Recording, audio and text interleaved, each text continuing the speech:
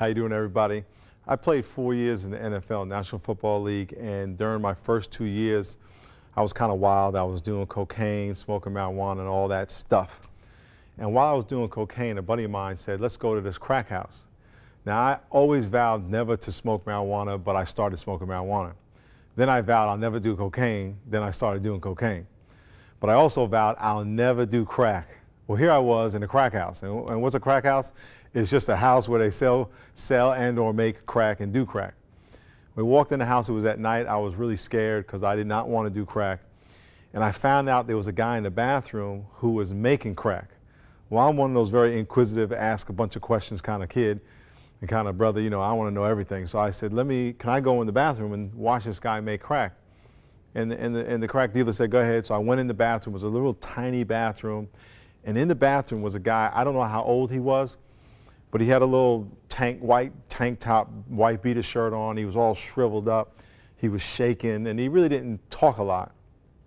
So I just sat on the edge of the tub.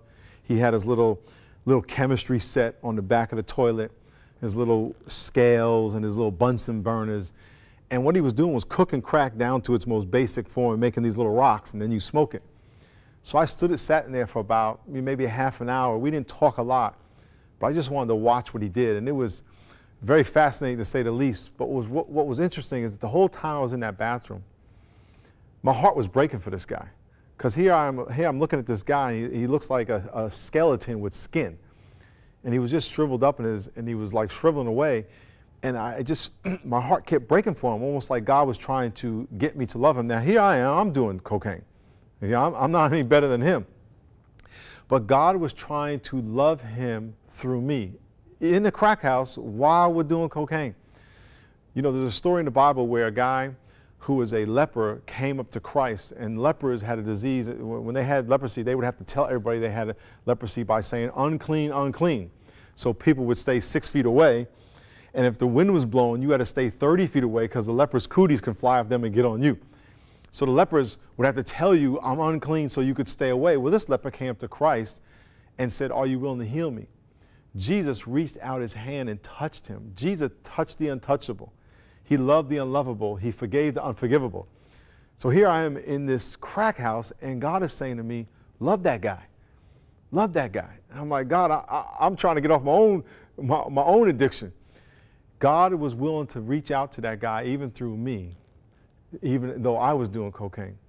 There are people in your life, the untouchables of society, the crack dealers, the homeless, the people that no one wants to go near, but the people that God loves so much. That's what he was teaching me in that bathroom. He loved that guy so much, and he loved me too. But it wasn't only about me, it was about him. My encouragement to you is do what Jesus did. Reach out and touch the untouchable, love the unlovable. When I say untouchable and unlovable in the eyes of the world, never to God. But we have this stigma against certain people. Let God use you to do something powerful. Remember, our purpose is to obey. And when God calls you to obey, it's in all circumstances. Just as he touched the leper and healed the leper, I want to encourage you to reach out and touch the crack cook in your life. There's somebody in your life, on your street, in your neighborhood, that you drive by, that you avoid. Let God prompt you and empower you to go touch them, the untouchable of your society. Remember, go love somebody who no one else will love. Go do something.